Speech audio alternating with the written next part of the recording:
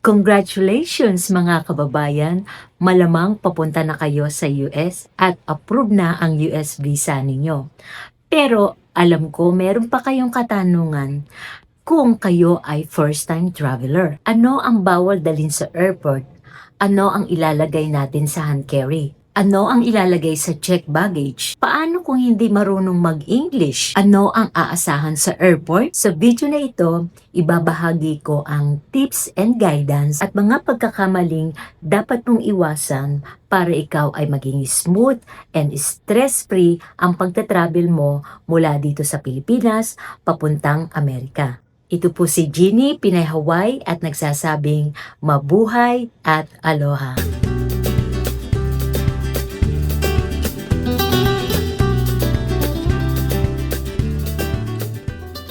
Tip number 1, dumating sa airport ng mas maaga. Para po sa mga international flight, kung kayo po ay magta-travel mula po sa kung saan po kayo magmumula is mas maaga po na 3 to 4 hours before po yung international flight nyo is dumating na po kayo sa airport kung saan po man ang location ninyo. Para po sa mga international flight, so dahil ngayon po ay first time nyo mag-travel, ako po, lagi kami nagta-travel ng asawa ko. Alam na ho namin, based dun sa mga naging experience namin, ang ginagawa po namin is 4 hours in advance, madating na po kayo sa airport. For example po, alas 12 po ng tanghali ang flight ninyo.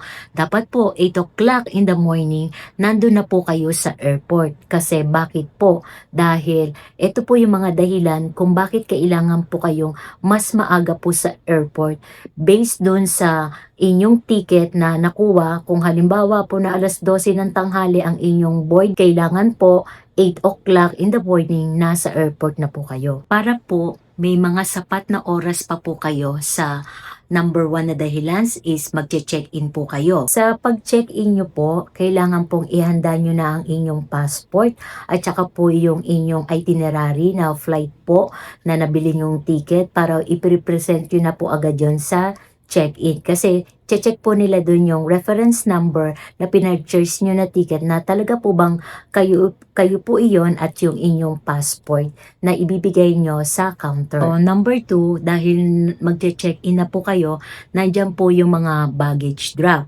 So, nandyan po yung kikiluhin inyong mga bagahe, kung tama po ba sa timbang, kasi may mga airlines na kung ano po yun dapat na kilo lang na inyong nabayaran sa ticket, yun lang po yung required. Otherwise, kapag po sumobra ang inyong timbang na bagahe ng inyong luggage, magbabayad pa po kayo ng excess na amount na para po i-charge sa inyo ng airlines kapag nag-excess po kayo ng inyong luggage. Okay, ang tips ko sa inyo guys, kung meron kayong ticket, intindihin nyo po at basahin nyo po kung ano po yung na-purchase nyo na ticket. Kung ilang po ba ang luggage na required o isa po bang one check-in luggage at saka isa po bang hand carry o kung minsan naman, mostly po kasi pag international, talaga pong meron po talaga yang isang check-in luggage at isang hand carry. Ang tinatawag po na hand carry, yung pong maliit na luggage, pwede po kayong magdala nun at isa pa po na purse ninyo na pwede nyo pong dalhin iyon o isa pong maliit na bag na lagayan nyo ng inyong passport o lagayan nyo ng inyong money. Po yung additional na purse ninyo na pwede nyo pong dalhin, including po yung may hand carry kayo. Okay, number 3 pong dahilan, dahil meron din po yan immigration. Nandyan po yung pangatlo na sistema na kayo po ay tatanungin ng immigration bukod po sa inyong kapag natapos na po ang inyong check-in at ang inyong pag-check ng inyong baggage drop. Number 4, security check. Ang security check po, iyan po yung mga hand carry ninyo at saka lahat po ng inyong mga accessories o sa inyong katawan o may jacket kayo. So, yan po yung TSA o yung security na i-check po yung lahat ng inyong mga dalahin, pati po ang inyong mga laptop at saka mga cellphone po, ilalagay po iyon sa security check. And last but not the least, of course, nando na po yung time na sa boarding time ninyo. nyo. Kaya iyan po yung mga dahilan kung bakit kailangan nyo po na dumating ng mas maaga, kasi wag po kayong maging kampante, kasi kapag na-miss nyo po ang flight ninyo, sayang naman po ang opportunity nyo at saka ang ticket ninyo. Hirap po na kayo ay ma-miss nyo ang flight ninyo. Tip number 2, ihanda ang lahat ng mga documents. Okay, dito po sa mga documents ninyo guys, kailangan po mga kababayan, nakaseparate po ang lahat ng mga documents ninyo na safe na bag, na nandoon po ang inyong passport, boarding pass, flight itinerary, address ng pupuntahan sa Amerika, kung saan po kayo naka-address, kailangan isulat nyo rin po doon para po pagdating nyo po sa airport sa US, naka-ready na rin po kayo.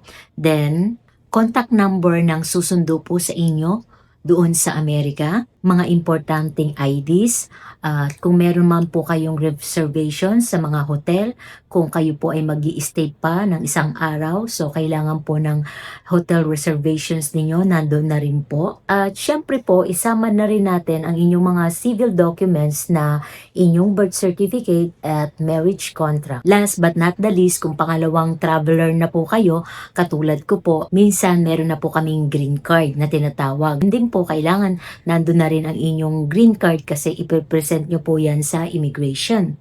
Pero ito po yung sa second time na bumalik na po kayo ng Pilipinas. Yun po yung sinasabi ko na additional na green card kasi importante po iyan. Okay, tip number 3. Ano-ano ang mga ilalagay natin sa hand carry? Okay, sa hand carry po, ang importante po dyan na nakalagay ang ating passport. Of course, nandyan po yung wallet natin, ang cellphone, charger, power bank, extrang damit, kung pampalit, and then also maintenance medicine kung nagme-maintenance po kayo. Kung hindi naman po kayo nagme-maintenance, tip ko na rin po sa inyo, dala na rin po kayo ng gamot na katulad po ng paracetamol, na katulad ng Biogesic, o kaya yung pag kayo po ay na-upset ang inyong stomach or diarrhea, just in case lang po kung ano yung nakain nyo sa airport, so magdala na rin po kayo ng extra na Diatab o ano man po na BioFlu, just in case po na medyo meron hindi maganda ang pakiramdam ninyo, mas maganda po yon. At saka kung kayo po ay mahiluhin, magdala na rin po kayo ng Vicks inhaler. Pwede po kayong mag-take ng Bonamine. Importanteng documents, eyeglasses, and also isama na rin po natin dyan yung reading glasses kung meron na po kayong mga reading glasses sa inyo. And also, lagyan nyo na rin po ng maliit na toiletries o kaya yung mga hand sanitizer para po mas safe po kayo. Mas maganda po meron kayong hand sanitizer na dala rin. Mga gadgets, and also pwede rin nyo rin pong idalin doon ang inyong laptop para po, or inyong tab para po just in case na mahaba po ang flight ninyo, hindi po kayo maboboard sa plane. Pero sa bagay naman po, meron naman po mga movies doon. Kapag international flight, pwede po kayong manood ng movies. So meron naman po iyan sa mga airlines. Okay, tip number 4. Ano ang inilalagay sa check baggage? Yan ang mga damit, sapatos, mga lotion, shampoo, sabon, tuwalya, at mga iba-iba pong mga damit na kailangan ninyo sa US dahil ang klima po doon is malamig. Minsan may klima rin naman pong mainit. So, depende na lang po sa location kung saan po kayo state naka-destination. And also, yung mga jacket din po, dinadala rin po natin yan para po naka-prepared na po kayo pagdating po ng winter. Okay guys, ito tips ko sa inyo. Nung ako po nagkaroon ng first flight dito sa US, ang mga dinala ko po, yung lahat po na mga talagang kailangan ko sa sarili ko. Siyempre, nandyan po yung mga conditioner, lalo na tayo mga babae, napakahilig po natin mag-conditioner. So, kung ano po yung hiyang natin, like cream silk, so, iyan po, nagdala po ako niyan. Ito rin po yung aking mga cure and pedicure, so, nagdala po ako niyan dahil mahilig po akong mag-manicure and pedicure para sa sarili ko. So, may sarili na po akong dala para sa akin. Po ilalagay natin sa check baggage. Tsaka kayo, kung kayo mga kikay, tayo mga babae, mahilig po tayo sa mga mga skincare. So alam natin, ako, lagi po akong bumibili ng skincare mostly sa Shopee, Lazada dahil mas makakamura kasi pagdating po dito sa US, yung mga skincare product po, napakamahal na po. Pero sa Philippines, napakamura lang po, gaya din ng sabon. So yung sabon po, pwede pong dalhin yan. So nagdala po ako ng aking Kojic. So yan po yung sabon ko na ginagamit. So yan po mga halimbawa na pwede nyo pong dalhin at ilagay nyo po sa check baggage ninyo. Also, pwede rin po kayong magdala ng mga pasalubong na pinapayagan po sa airport. Okay, ito yung katulad po yan ng halimbawa ng mga damit. Yung mga pwede kayong magdala ng damit na galing sa Pilipinas, mga souvenirs na mayroong mga Philippines, yung mga halimbawa po ng ganyan, pwede po kayong magdala ng damit na pasalubong dito sa US o pwede rin pong bag. Pero ang bag kasi masyado po kasing mas malaki yung magagamit na space. So kaya madalas na nire-recommended ko kung bigyan ng pasalubong is yung mga t-shirt, ganon, o kaya shorts, so yung simpleng damit na pwede pong dalhin dito sa US na pasalubong ninyo sa mga kamag-anak ng inyong asawa o ng inyong mga relatives. But, reminder ko po sa inyo, no? Siguraduhin nyo po sa check baggage ninyo, wag po kayo mag-e-exceed ng limits sa inyong luggage. Kasi, again, sinabi ko po yung kanina sa umpisa na magkakaroon po kayo ng additional na bayad kapag nag-excess po ang luggage nyo. Okay rin po talagang mag-excess, kaya lang, magbabayad po kayo ng extra na sa airlines kung magkano po yung kailangan nyo pa pong idagdag. So, mas mabuti po na ang ginagawa po naming mag-asawa, every time po kami nagta-travel. Kasi kami po mahilig mag-travel, nakarating na po kami sa Japan, sa Macau, Hong Kong, Vietnam, Singapore, Malaysia. So kami po, na-experience ko lagi ang pagta-travel, so talagang kami po alam na po namin yung dapat naming dalhin at hindi dapat dalhin. So ito yung mga tips na binibigay ko po sa inyo dahil kayo ay first time traveler. Okay, balik po tayo dun sa check baggage. Kung gusto niyo naman pong mag-extra pa ng luggage, pwede naman po. Kung 2 o 3, pwede naman po. Magbabayad na lang po kayo. Kasi kung marami po kayong dadaling damit o dadaling mga personal items na para po sa inyo, na panggamit ninyo, o maraming pasalubong, pwede rin naman po kahit 3 o 4 pa po iyan. Pwede naman ho, magdadagdag na lang ho kayo ng excess na amount para po sa airlines kung kayo ay meron pang dagdag na check luggage. Okay, tip number 5. Ang tip ko, ano po yung mga bawal sa mga hand carry? So, dito po mag-pay attention kayo kasi napaka-importante po kung ano po yung mga bawal sa hand carry ninyo. Bawal po ang kutsilyo, cutter, gunting, lahat po ng mga matatalas na mga kagaya ng nabanggit ko, bawal po iyan. Screwdriver, martilyo, yung mga flammables po, bawal din po yan. Yung lighter, bawal po iyan. Malalaking liquid containers. Ito, pag-usapan po natin yung mga sinasabi nating, katulad ng sinabi nating lotion, shampoo, yun po, hindi po pwede iyon sa hand carry nyo kapag kayo po ay nagdala ng lotion na ganyan po kalaki, ganyan po kataas, kailangan po 100 ml lang po pababa ang inyong mga toiletries sa hand carry ninyo. Pag lumampas na po iyon, hindi po nila ina-allowed. So, ilalagay nyo po yun sa check baggage ninyo. So, yung mga items po katulad po ng tubig, yung mineral water, kung meron po kayong mga drinks, bawal din po yan. Hindi po yan ina-allowed dahil pagdating po sa TSA o dun sa security po, checking, i-scan po iyan at makikita po nila na mayroon kayong liquid items, itatapon po iyon, hindi nyo po madadala yon. So, inumin nyo na lang po sa labas kasi sayang naman, nabili nyo na. So, iyon po, bawal po talaga iyon. Again, tips ko, kapag nakita po nila ang lahat ng mga items na bawal po na nakita nila sa inyo, kukumpiskahin po nila yon, hindi na po iyon maibabalik sa inyo. So, yung mga tinatanong ninyo, minsan magtatanong, power bank, pwede bang dalhin? Yes po, pwede pong dalhin ang power bank. Kasi po ako, lagi ko pong dinadala ang power bank ko. Napaka-importante po kasi natin ang power bank natin kapag nagcha-charge po tayo. Lalo na, yan po communication natin from arriving po natin sa US. Just in case malobat po kayo, at least power bank po is napaka-importanteng dalhin ninyo. Hindi po bawal yan sa hand carry. Tips number 6. Ano-ano ba ang mga bawal dalhin papunta sa Amerika? So ito, medyo magpo-focus din tayo para naman hindi masayang yung pera natin.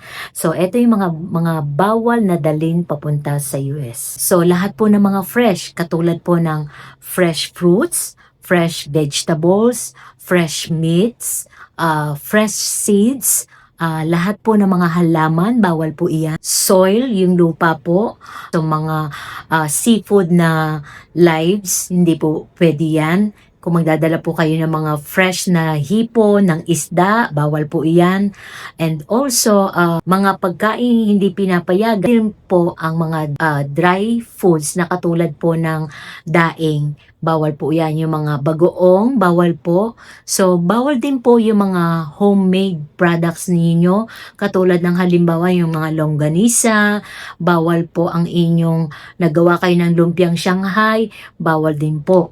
At saka, bawal din po pala ang magic sarap. Kasi the last time po, kinuha po sa akin ang magic sarap pagdating ko po dito sa US. Kasi daw po, ito po yung dahilan nila kung bakit bawal po iyon.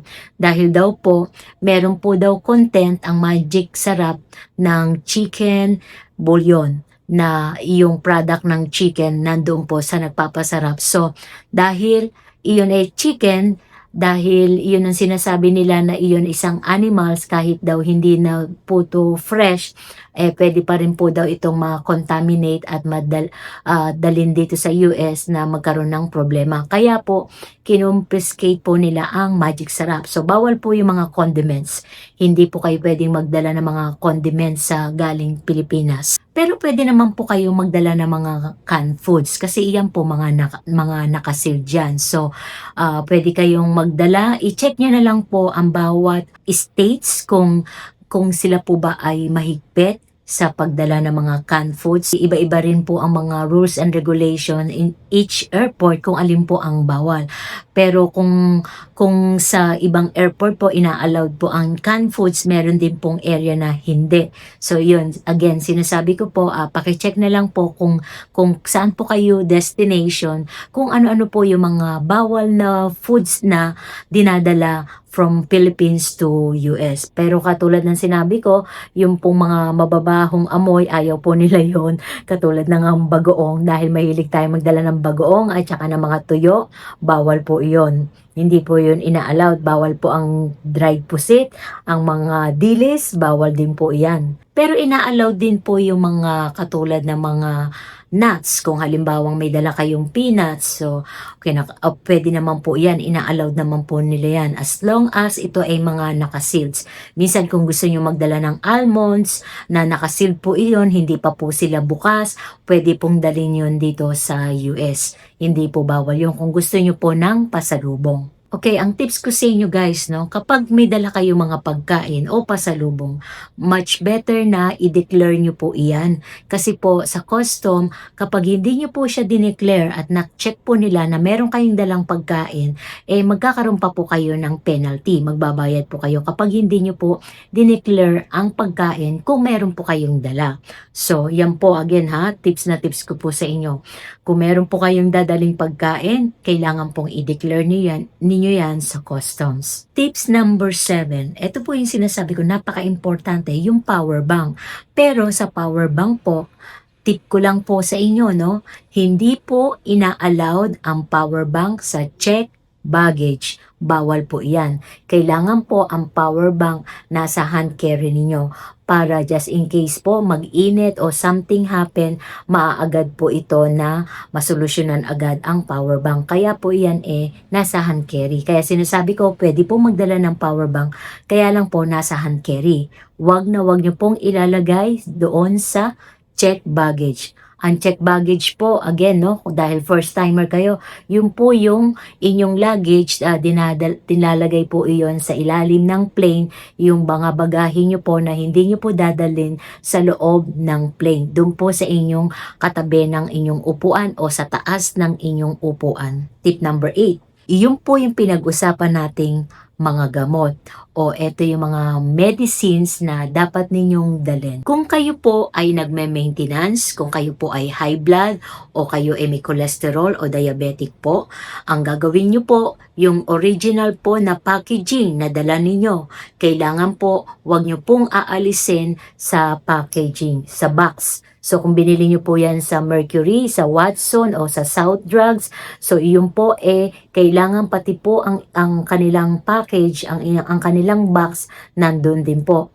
And also, kung kayo po ay nagme-maintenance, kung meron po kayong reseta na galing po sa doktor, kailangan dala nyo rin po iyon, yung inyong reseta. Huwag po kayong magdadala ng mga kahina-hinalang mga gamot na hindi nyo po tinetake, na hindi nyo po alam kung anong gamot yung dinala ninyo.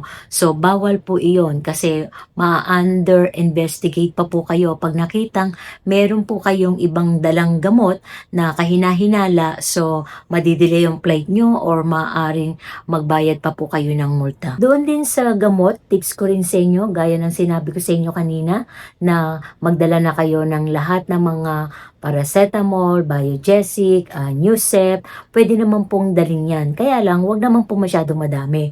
So, yung sapat lang po para po kung nasa plane kayo at may something happen sa inyo, pwede ko kayong may emergency kukunin sa hand carry ninyo. Tip number 9, tungkol naman po ito sa pera, sa money.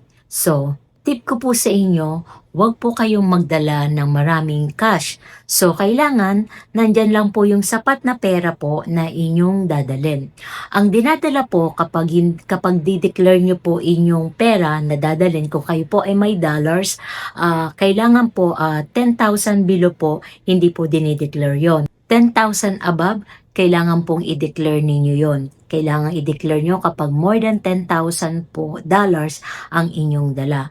Ang tip ko na lang po sa inyo, kailangan dalhin nyo na lang po ang inyong ATM, debit card. So, yun po ang mas maganda na yun po ang panggastos nyo na lang. Kung meron po kayong cash na inyong pera na Philippine money, much better din po yan. Kasi experience ko yan na kailangan din natin ng peso kahit papaano. Siguro mga 7,000, 8,000 na dadalhin dito sa US dahil pag nag-travel ulit tayo ng Pilipinas, at least yung 7,000 o 8,000 nating dala, may iba, pupunta tayo sa Pilipinas, meron po tayong pang-emergency, pang-gastos kung tayo mag-a-arrive uli sa airport ng pang-taxi o pang-kain niyo, at least may peso na po kayo. Okay, tip number 10. Ito po napaka-importante talaga sa inyo, ang immigration. So dito marami pong natatakot sa immigration, no? Doon sa atin sa Philippines, maraming Pilipino na pagdating sa immigration, bakit sila laging takot pagdating sa interview? The reason ho is ang immigration is chine-check lang naman nila po yan sa Interpol kung kayo ba merong case na nakita na kayo merong case na nakafile o hinold kayo dahil meron kayong case sa Philippines. So, yun po yung mga nakikita lang nila na meron kayong Interpol sa immigration. The rest naman po, wag ko kayong matakot sa mga immigration officer. Sabihin nyo lang naman po yung totoo. Kasi kayong mga US visa, no, na meron ng papunta na kayong US, na meron ng tatak kayo, hindi po kayo i-hold ng immigration. Yan po ang tandaan ninyo. I-release talaga kayo no matter what. Kaya lang po, maging handa lang po kayo sa mga personal information na itatanong sa inyo.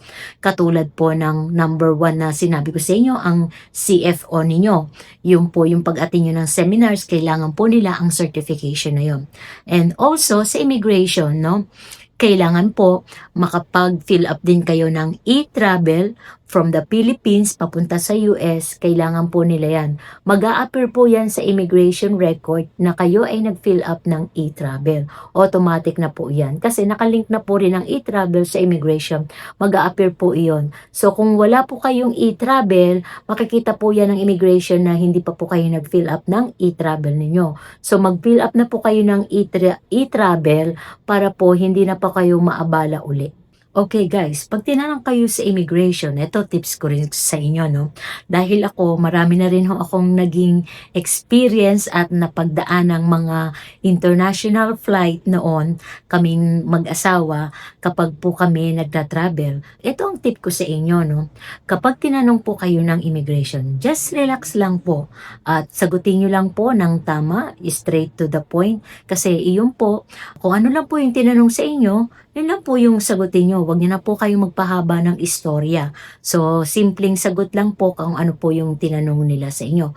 For example, sa inyo ng immigration, who is your petitioner? Di sabihin nyo, my petitioner is my hubby. Pwede naman pong Tagalog. So, hindi nyo po kailangang mag-English sa immigration. So, pwede nyo pong Tagalogin yung tanong ng immigration officer sa inyo. So sabihin nyo, ang petitioner nyo, asawa ninyo, at si ganito ang pangalan. O pag tinanong nila, saan ka titira sa US? O di sabihin nyo po kung saan kayo titira. Titira po ako sa Hawaii, doon po naka-address ang aking asawa sa ganitong address. So sabihin nyo yung complete address. So pag tinanong sa inyo, meron ka bang marriage contract? Meron po. Ito po ang marriage contract ko. Yung marriage contract nyo sa PSA. Tapos, kung tinanong silang, pwede bang makita yung birth certificate mo para makita nila sa passport na ikaw ba yun talaga? So, yun, ibigay nyo yung birth certificate. Ganun lang po. Hindi naman po kayo i-hold ng officer sa mga maling sagot ninyo. Hindi po. Kung ano lang po, napakasimple lang po yung itatanong nila regarding sa personal ninyo. Tips ko lang po sa inyo, wag na po kayo magbigay ng impormasyon na hindi naman po tinatanong ng immigration officer sa inyo. Kung ano lang po yung tanong nila, yun lang po yung sagutin ninyo. Alam ko guys, normal lang po ang kinakabahan. Kasi kapag dating ng immigration, laging may kaba, no?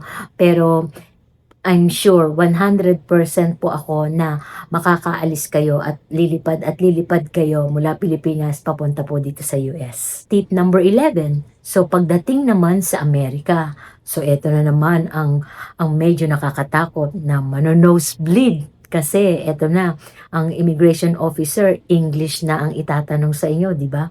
So pero wag na rin kayong matakot. Just relax. So eto po yung ibibigay ko sa inyong tip. Okay.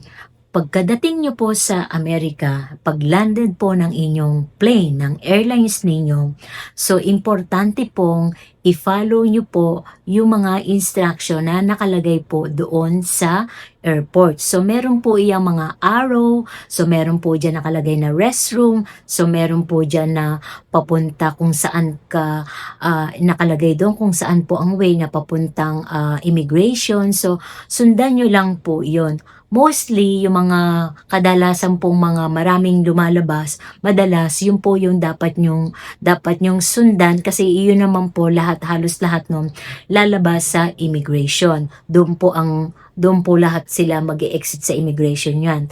Kadalasan yung lahat po na kasabay ninyo, doon din po ang way nila. Pero magbasa rin po kayo at maging mapagmasid sa mga paligid at lagi nyong tingnan ang mga instruction o kung ano mga yung nakapaskil doon para po hindi po kayo maligaw. Basta ang tips ko po, follow the signs kung saan ang immigration. Yun po yung una nyong tingnan. Then, kuhanin ang inyong luggage. So, pagdating nyo po, paglapag nyo na po sa inyong destination, ang airlines po, magsasabi po inyan, bago po kayo bumaba, kung nasaan po kayo destination ang inyong bag. Kung ang bag nyo po ay nasa number 1, nasa number 2. So, makinig pong mabuti.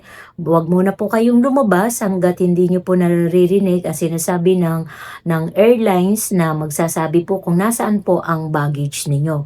So, doon po kayo pupunta para kunin nyo po ang inyong checked baggage. Then dumaan sa customs.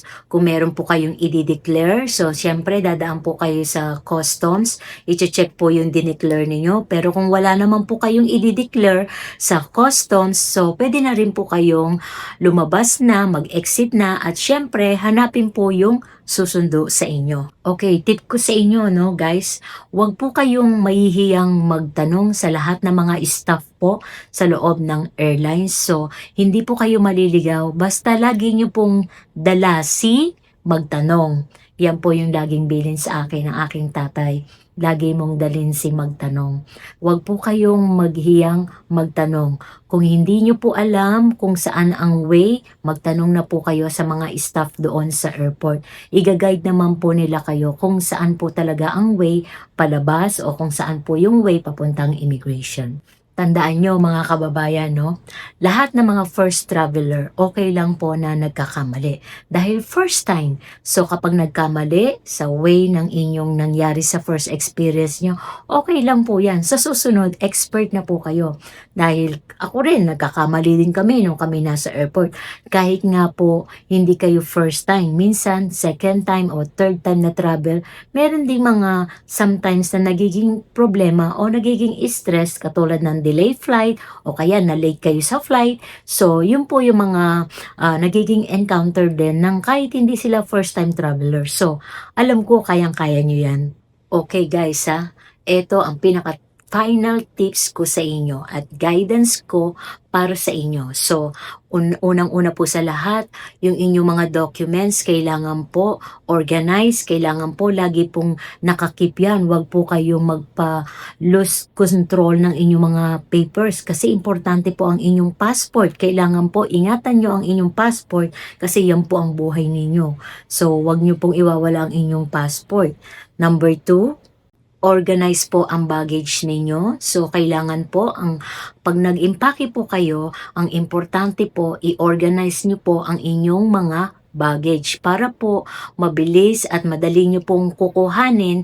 Kung halimbawa po sa hand carry at meron po kayong kukuhaning documents, mabilis po at smooth po ang inyong pagpapapresent sa immigration. Kaya lagi ko pong sinasabi, kailangan po maging organized ang inyong mga documents. Of course, kailangan guys, mga kabayan, mga kompleto rin po ang mga dala nyong documents para if ever na matanong po kayo, lagi po kayong handa. So, parang katulad po yan ng kung kayo ay lalaban sa gera, sumunod sa mga airport rules. So, kung ano po yung binibigay na instructions sa airport, yung po sundin nyo. For example po, pag sinabi pong bawal pong kumuha ng camera sa immigration area, wag po kayong kumuha ng photos or mag-video kasi yan po ay mahigpit na pinagbabawal pong kumuha ng videos pagdating po sa immigration. Ngayon, kapag nakalabas na po kayo sa immigration, pwede na po kayo magpa-picture lang kahit saan po gusto ninyo. Pero pag nasa immigration po kayo, hindi po kayo pwedeng kumuha ng pictures o videos. Tandaan nyo po yan. And last but not the least, tiwala lang po sa sarili ninyo. So, kailangang may tiwala kayo sa sarili nyo na kaya nyong lumipad mula Pilipinas hanggang US na wala pong magiging problema. Yan po ay alam ko, ako may tiwala ako sa inyo kung nakapasa kayo sa inyong US journey ninyo. I'm sure dito sa immigration ninyo sa airport, makakapasa po kayo dyan. Huwag po kayong mag-alala. Enjoyin nyo po ang inyong paglalakbay dito sa Amerika. Lalo na kayo ay first time na dumating. Enjoy, congratulations, at ako'y natutuwa dahil sa inyong US journey at nagtagumpay po kayo. Kung nakatulong po ang video na ito, huwag niyo naman po sanang kalimutan ang like and share and comment below kung may mga katanungan po kayo at meron kayong gustong i-share sa akin. Comment lang po kayo at kung may mga tanong, willing po akong sumagot sa inyo. At doon po sa hindi pa po nakakakilala sa akin, ako po si Jeannie Pinay Hawaii na nagbibigay po ng advice, tips, and guidance para matulungan ko po ang mga ating kababayang Pilipino ng libre na hindi na po sila mahihirapan dahil alam ko po, pinagdaanan ko po ang hirap mula sa umpisa hanggang sa huli nung makamit ko ang journey ko papunta dito sa Amerika. At baka meron pa po kayong gustong i-suggest o gusto nyong i-vlog ko tungkol po sa mga visa o may katanungan kayo na gusto nyong i-content ko dito, pwede naman po. So, willing ako na i-share ko sa inyo at itatry nating i-content ito o i-vlog natin ito para sa mga kababayang may mga problema sa inyong US visa journey. Maraming salamat po sa pagkikita natin ito. Hanggang sa muli, magkita po tayo sa susunod na vlog ko. At doon po sa mga nakarating na ngayon dito sa Amerika at naging success at yung mga papunta po dito, congratulations po sa inyong lahat. Ingat po kayo sa biyahe at welcome to America. Bye!